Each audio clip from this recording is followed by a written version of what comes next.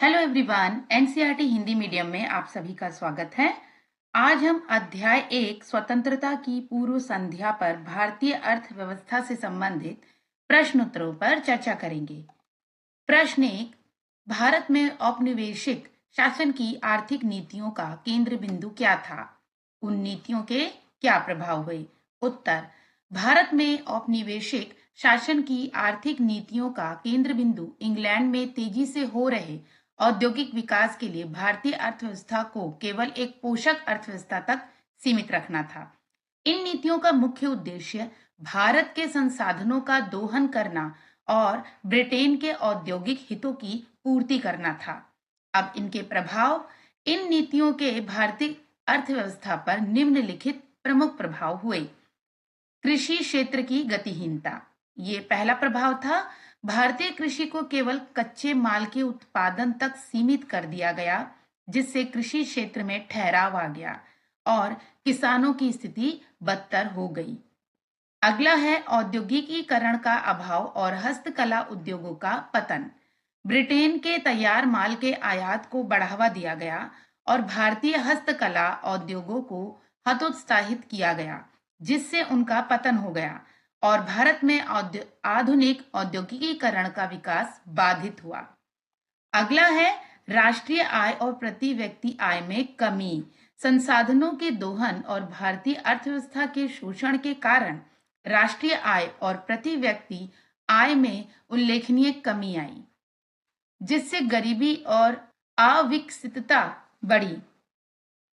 अगला है भारतीय संपत्ति का निष्कासन।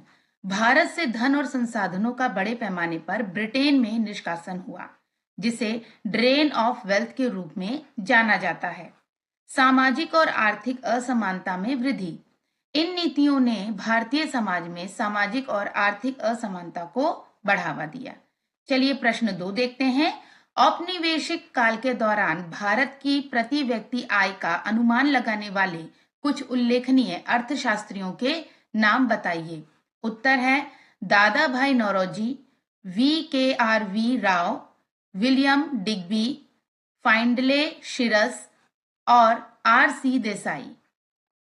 प्रश्न 3, औपनिवेशिक काल के दौरान भारत की कृषि स्थिरता के मुख्य कारण क्या थे? उत्तर, भारतीय कृषि आदिम और गतिहीन थी। कृषि क्षेत्र में गतिरोध के मुख्य कारण निम्नलिखित थे। भू स्वामित्व प्रणाली। भारत में ब्रिटिश शासकों द्वारा लागू की गई भू स्वामित्व प्रणाली के 3 रूप थे। पहला है जमींदारी प्रथा, दूसरा महालवारी प्रथा, तीसरा रैयतवारी प्रथा। अब एक एक करके इनको हम अच्छे से समझेंगे। नंबर 1, जमींदारी व्यवस्था। जमींदार या भूस्वामी जमीन के मालिक होते थे। जमींदारों द्वारा की जाने वाली वास्तविक वसूली सरकार को उनके द्वारा दी जाने वाली राशि से कहीं अधिक होती थी। जमींदारी व्यवस्था के कारण किसानों और सरकार के बीच बिचौलियों की संख्या में वृद्धि हुई। अनुपस्थित जमींदार प्रथा, असहानुभूतिहीन एजेंटों द्वारा किसानों का शोषण और जमींदारों और काश्तकारों के बीच दुश्मनी बढ़ी। इस व्यवस्था के तहत बिचौलियों को और वास्तविक किसानों और राज्य दोनों की कीमत पर लाभ होता था। दूसरा, कृषि का व्यवसायीकरण। कृषि के व्यवसायीकरण का अर्थ है स्वयं के उपभोग के लिए नहीं, बल्कि बाजार में बिक्री के लिए फसलों का उत्पादन। किसानों को नील जैसी व्यावसायिक फसलों की खेती करने के लिए मजबूर किया गया। ब्रिटेन के कपड़ा उद्योग को कपड़ों की रंगाई के लिए नील की आवश्यकता होती थी। परिणाम स्वरूप खाद्यान्न उत्पादन में गिरावट आई। किसानों को बार बार अकाल का सामना करना पड़ा। भारतीय कृषि इंग्लैंड के लिए कच्चे माल के निर्यातक क्षेत्र में बदल गई। तीसरा, देश का विभाजन।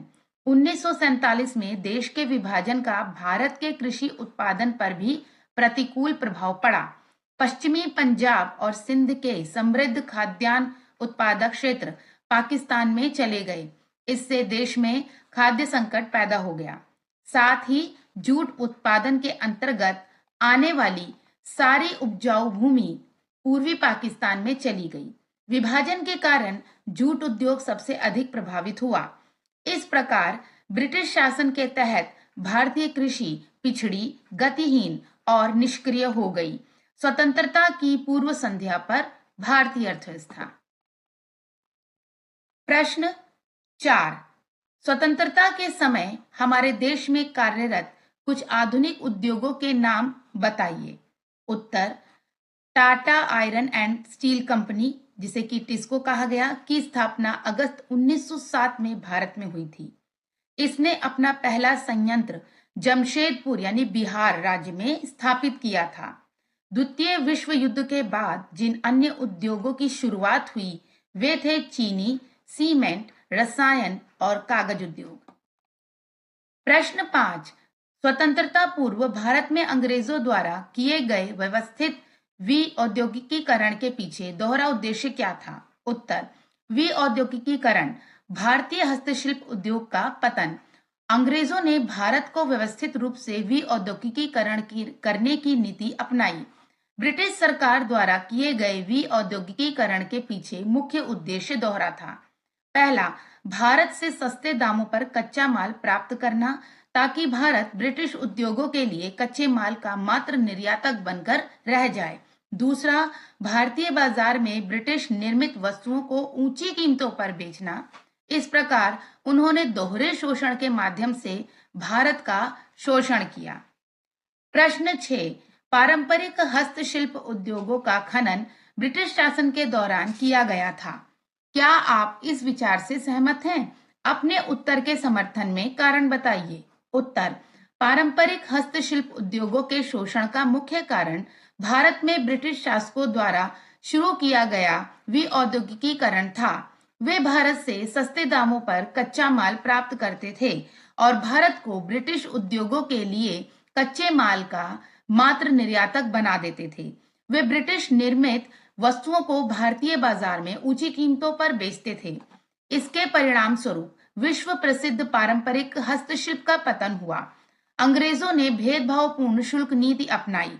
उन्होंने भारत से कच्चे माल के मुक्त निर्यात और ब्रिटिश निर्मित वस्तुओं के भारत में मुक्त आयात की अनुमति दी, लेकिन भारतीय हस्तशिल्प के निर्यात पर भारी शुल्क लगा दिया। इस प्रकार भारतीय बाजार ब्रिटेन में निर्मित कम कीमत वाले सामानों से भर गए।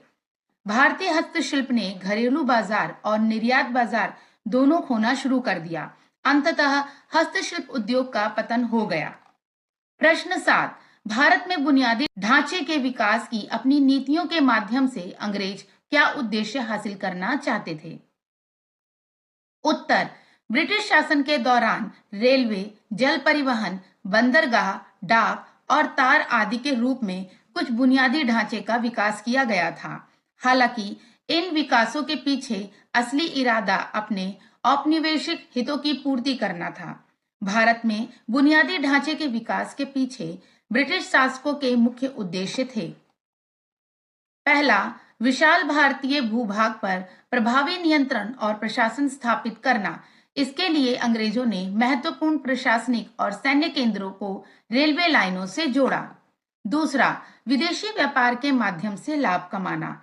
इसके लिए उन्होंने रेलवे को प्रमुख बंदरगाहों और विपणन केंद्रों या मंडियों से जोड़ा। तीसरा, भारत में ब्रिटिश धन के लाभदायक निवेश के अवसर पैदा करना। चौथा, भारत के भीतर सेना जुटाना और कच्चे माल को सड़कों के माध्यम से निकटतम रेलवे स्टेशन या बंदरगाह तक पहुंचाकर ब्रिटेन भेजना। प्रश्न 8, ब्रिटिश औपनिवेशिक प्रशासन द्वारा अपनाई गई औद्योगिक नीति की कुछ कमियों का आलोचनात्मक मूल्यांकन कीजिए। उत्तर, स्वतंत्रता की पूर्व संध्या पर भारतीय औद्योगिक क्षेत्र की स्थिति इस प्रकार थी। पहला, विऔद्योगिकीकरण, भारतीय हस्तशिल्प उद्योग का पतन। अंग्रेजों ने भारत को व्यवस्थित रूप से विऔद्योगिकीकरण करने की नीति अपनाई। ब्रिटिश सरकार द्वारा विऔद्योगिकीकरण के पीछे मुख्य उद्देश्य दो तरफा थे। यानी पहला, भारत से सस्ते दामों पर कच्चा माल प्राप्त करना ताकि भारत ब्रिटिश उद्योगों के लिए कच्चे माल का मात्र निर्यातक बनकर रह जाए। दूसरा, ब्रिटिश निर्मित वस्तुओं को भारतीय बाजार में ऊंची कीमतों पर बेचना। इस प्रकार उन्होंने दोहरे शोषण के माध्यम से भारत का शोषण किया। इसके परिणाम स्वरूप विश्व प्रसिद्ध पारंपरिक हस्तशिल्प का पतन हुआ। अंग्रेजों ने भेदभावपूर्ण शुल्क नीति अपनाई। इसने भारत से कच्चे माल के मुक्त निर्यात और भारत में ब्रिटिश तैयार माल के मुक्त आयात की अनुमति दी, लेकिन भारतीय हस्तशिल्प के निर्यात पर भारी शुल्क लगा दिया। इस तरह भारतीय बाजार ब्रिटेन में निर्मित कम कीमत वाले सामानों से भर गए। भारतीय हस्तशिल्प घरेलू बाजार और निर्यात बाजार दोनों खोने लगे। अंततः हस्तशिल्प उद्योग का पतन हो गया। नंबर 2, असंतुलित आधुनिक औद्योगिक संरचना। भारतीय उद्योगों की असंतुलित संरचना भारत में ब्रिटिश शासन की विरासत है। ब्रिटिश शासकों ने ना तो उद्योगों के आधुनिकीकरण की अनुमति दी और ना ही उन्होंने भारत में भारी उद्योगों के विकास को प्रोत्साहित किया। 1850-55 की अवधि में पहली सूत मिल, पहली जूट मिल और पहली कोयला खदान की स्थापना हुई। 19वीं शताब्दी के अंत तक 194 सूती मिलें और 36 जूट मिलें थीं। सूती कपड़ा मिलें देश के पश्चिमी भागों, महाराष्ट्र और गुजरात राज्यों में स्थित थीं। बंगाल में जूट मिलें मुख्य रूप से ब्रिटिश पूंजीपतियों द्वारा स्थापित की गई थीं। ब्रिटिश शासन के दौरान पहला लोहा और इस्पात उद्योग Tata iron and steel company यानी टिस्को था, जिसकी स्थापना अगस्त 1907 में जमशेदपुर यानी बिहार में हुई थी। कुछ अन्य उद्योग जिनकी द्वितीय विश्व युद्ध के बाद मामूली शुरुआत हुई वे थे चीनी, सीमेंट, रसायन और कागज उद्योग। तीसरा, पूंजीगत वस्तु उद्योगों का अभाव था। अंग्रेजों की नीति केवल उन उद्योगों को विकसित करने की थी जो ब्रिटिश उद्योगों के साथ कभी प्रतिस्पर्धा नहीं कर सकते थे। वे हमेशा चाहते थे कि भारत पूंजीगत वस्तुओं और भारी उपकरणों की आपूर्ति के लिए ब्रिटेन पर निर्भर रहे। इस प्रकार ब्रिटिश शासन के दौरान कुछ उपभोक्ता वस्तु उद्योगों का विकास हुआ। भारी उद्योग कुल मिलाकर अपनी अनुपस्थिति के कारण स्पष्ट थे। इसके परिणाम स्वरूप भारत में उद्योगों का असंतुलित और एक तरफा विकास हुआ। नंबर 4, सार्वजनिक क्षेत्र का सीमित संचालन। सार्वजनिक क्षेत्र रेलवे, बिजली उत्पादन, संचार, बंदरगाहों और कुछ अन्य विभागीय उपक्रमों तक ही सीमित था। चलिए प्रश्न 9 पढ़ते हैं। प्रश्न 9, औपनिवेशिक काल में भारतीय धन के निष्कासन से आप क्या समझते हैं? उत्तर, धन के निष्कासन का अर्थ है कि भारत में अंग्रेजों की आर्थिक नीतियां मुख्य रूप से भारत के व्यापार से अधिकतम लाभ प्राप्त करने के लिए प्रेरित थीं। भारत के विदेशी व्यापार से बड़ा निर्यात अधिशेष उत्पन्न हुआ। इस निर्यात अधिशेष के परिणाम स्वरूप भारत में सोने या चांदी का कोई प्रवाह नहीं हुआ। भारत के धन का ब्रिटेन में निष्कासन हुआ। यह निम्नलिखित तथ्यों से स्पष्ट है। अधिशेष का उपयोग ब्रिटेन में औपनिवेशिक सरकार द्वारा स्थापित कार्यालय द्वारा किए गए खर्चों के भुगतान के लिए किया गया था। अधिशेष का उपयोग ब्रिटिश सरकार द्वारा लड़े गए युद्धों के खर्चों का भुगतान करने के लिए किया गया था। अधिशेष का उपयोग आदेश वस्तुओं के आयात के भुगतान के लिए किया गया था।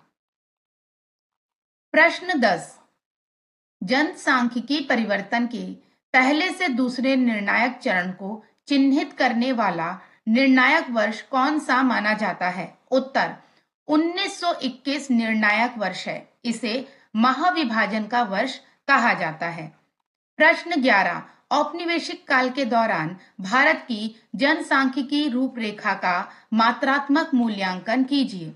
उत्तर, स्वतंत्रता की पूर्व संध्या पर जनसांख्यिकी की स्थिति इस प्रकार थी। नंबर 1, उच्च जन्म दर और मृत्यु दर। उच्च जन्म दर और उच्च मृत्यु दर को किसी देश के पिछड़ेपन का सूचक माना जाता है। जन्म दर और मृत्यु दर दोनों ही बहुत ऊंची थी, क्रमशः 48 और 40 प्रति हजार व्यक्ति। नंबर 2, उच्च शिशु मृत्यु दर। यह 1 वर्ष से कम आयु के बच्चों की मृत्यु दर को संदर्भित करता है। यह लगभग 18 प्रति हजार जीवित जन्म थी। नंबर 3, कम जीवन प्रत्याशा। जीवन प्रत्याशा का अर्थ है कि एक नवजात शिशु के औसतन कितने वर्षों तक जीवित रहने की उम्मीद है। यह 32 वर्ष जितनी कम थी। नंबर 4, व्यापक निरक्षरता। किसी देश के लोगों में व्यापक निरक्षरता उसकी गरीबी और पिछड़ेपन का सूचक मानी जाती थी। 1941 की जनगणना, जो ब्रिटिश शासन के तहत अंतिम जनगणना थी, के अनुसार साक्षरता दर 17% आंकी गई थी। इसका अर्थ है कि कुल जनसंख्या का 83% निरक्षर था। 5, निम्न जीवन स्तर। स्वतंत्रता के समय लोग अपनी आय का 80 से 90% हिस्सा बुनियादी आवश्यकताओं यानी भोजन, कपड़े और मकान पर खर्च करते थे। फिर भी लोगों को पर्याप्त मात्रा में भोजन, कपड़े या मकान नहीं मिलता था और लाखों लोग भूखे मरते थे, नंगे रहते थे और झोपड़ियों या खुले में रहते थे। इसके अलावा भारत के कुछ हिस्से भयंकर अकाल की चपेट में आ गए। ये अकाल इतने भयंकर थे कि लाखों लोग मारे गए। भारत के सबसे बुरे अकालों में से एक 1943 का बंगाल का अकाल था, जिसमें 30 लाख लोग मारे गए थे। प्रश्न 12, भारत की स्वतंत्रता पूर्व व्यवसायिक संरचना की प्रमुख विशेषताओं पर प्रकाश डालिए। उत्तर, व्यवसायिक संरचना का अर्थ है कि किसी अर्थव्यवस्था के विभिन्न क्षेत्रों में कार्यबल का वितरण। स्वतंत्रता की पूर्व संध्या पर व्यवसायिक संरचना की स्थिति इस प्रकार थी। नंबर 1, कृषि क्षेत्र का प्रभुत्व। कृषि क्षेत्र में कार्यबल का सबसे बड़ा हिस्सा था, जो 72% था। विनिर्माण और सेवा क्षेत्रों में क्रमशः 10% और 18% का योगदान था। नंबर 2, क्षेत्रीय विविधताओं में वृद्धि। क्षेत्रीय विविधताएं बढ़ रही थीं। तमिलनाडु, आंध्र प्रदेश, केरल, कर्नाटक, महाराष्ट्र और पश्चिम बंगाल राज्यों में कृषि क्षेत्र पर कार्यबल की निर्भरता कम हुई। दूसरी ओर उड़ीसा, राजस्थान और पंजाब राज्यों में कृषि क्षेत्र में कार्यबल की हिस्सेदारी में वृद्धि हुई। इस प्रकार भारत की व्यावसायिक संरचना स्थिर और असंतुलित थी। प्रश्न 13, स्वतंत्रता के समय भारत की कुछ सबसे महत्वपूर्ण आर्थिक चुनौतियों को रेखांकित कीजिए। उत्तर, स्वतंत्रता के समय सबसे महत्वपूर्ण आर्थिक चुनौतियां थीं कम औद्योगिकीकरण और हस्तशिल्प का ह्रास, कम कृषि उत्पादन और अनाज का अधिक आयात, राष्ट्रीय आय और प्रति व्यक्ति आय का निम्न आंकड़ा जो अत्यधिक गरीबी को दर्शाता है, अत्यंत सुस्त आर्थिक प्रगति, बेरोजगारी और अल्प रोजगार, और अंतिम है बहुत ऊंची शिशु मृत्यु दर, कम जीवन प्रत्याशा और निम्न जीवन स्तर। प्रश्न 14, भारत की पहली आधिकारिक जनगणना कब की गई थी? उत्तर, पहली आधिकारिक जनगणना वर्ष 1881 में की गई थी। प्रश्न 15, स्वतंत्रता के समय व्यापार की मात्रा और दिशा बताइए। उत्तर, भारत प्राचीन काल से ही एक महत्वपूर्ण व्यापारिक राष्ट्र रहा है, लेकिन ब्रिटिश सरकार द्वारा अपनाई गई वस्तु उत्पादन, व्यापार और शुल्क संबंधी प्रतिबंधात्मक नीतियों ने भारत के विदेशी व्यापार की संरचना, संगठन और मात्रा पर प्रतिकूल प्रभाव डाला। स्वतंत्रता की पूर्व संध्या पर भारत के विदेशी व्यापार की स्थिति इस प्रकार थी। नंबर 1, कच्चे माल का शुद्ध निर्यातक और तैयार माल का आयातक। भारत कच्चे माल जैसे रेशम, कपास, ऊन, चीनी, नील, जूट आदि जैसे प्राथमिक उत्पादों का निर्यातक और कपास, रेशम और ऊनी कपड़े जैसे तैयार उपभोक्ता वस्तुओं और ब्रिटेन के कारखानों में उत्पादित हल्की मशीनरी जैसे पूंजीगत वस्तुओं का आयातक बन गया। स्वतंत्रता के समय ब्रिटेन भारत का प्रमुख आपूर्तिकर्ता था, जो कुल आयात में 31% से अधिक का योगदान देता था। आयात की प्रमुख वस्तु खाद्यान्न थी और 1947 तक खाद्यान्न आयात 30 लाख टन के स्तर को छू गया था। नंबर 2, ब्रिटेन का विदेशी व्यापार पर एकाधिकार था। 1869 में स्वेज नहर के खुलने से भारत और ब्रिटेन के बीच चलने वाले जहाजों के लिए एक सीधा मार्ग उपलब्ध था। यह नहर भूमध्य सागर स्थित पोर्ट सईद को स्वेज की खाड़ी से जोड़ती थी। इसने यूरोपीय या अमेरिकी बंदरगाहों और दक्षिण एशिया, पूर्वी अफ्रीका और ओशिनिया में स्थित बंदरगाहों के बीच चलने वाले जहाजों के लिए एक सीधा व्यापार मार्ग प्रदान किया। इससे परिवहन की लागत कम हुई और भारतीय बाजार पर पहुंच आसान हुई।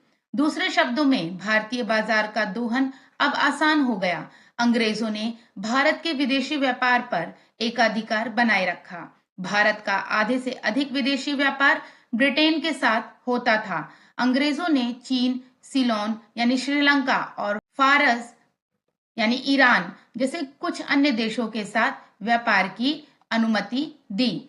प्रश्न 16, क्या भारत में अंग्रेजों ने कोई सकारात्मक योगदान दिया? चर्चा कीजिए। उत्तर, ब्रिटिश सरकार ने भारत का कई तरह से शोषण किया, लेकिन उद्देश्यों की प्राप्ति के तरीके कभी-कभी सकारात्मक परिणाम भी देते हैं। उनके शोषणकारी कार्यक्रमों और नीतियों का भारत पर कुछ सकारात्मक प्रभाव पड़ा। इनमें से कुछ सकारात्मक प्रभाव इस प्रकार थे। नंबर 1, कृषि के व्यवसायीकरण से कृषि में एक बड़ी सफलता मिली और इसके परिणाम स्वरूप खाद्यान्न उत्पादन में आत्मनिर्भरता आई। दूसरा, बुनियादी ढांचे, रेलवे और सड़क मार्गों के विकास ने आर्थिक और सामाजिक विकास के नए अवसर पैदा किए और सांस्कृतिक और भौगोलिक बाधाओं को तोड़ा।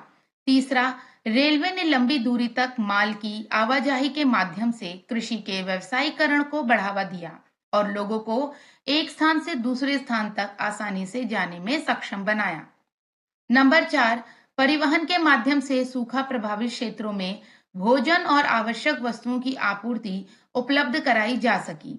पांचवा, भारतीय अर्थव्यवस्था में श्रम विभाजन और विशेषज्ञता के माध्यम से मौद्रिक प्रणाली का व्यापक विस्तार और उत्पादन में वृद्धि देखी गई है। तो बच्चों, इस प्रकार हमने अध्याय 1 स्वतंत्रता की पूर्व संध्या पर भारतीय अर्थव्यवस्था से संबंधित प्रश्न उत्तर पर चर्चा की।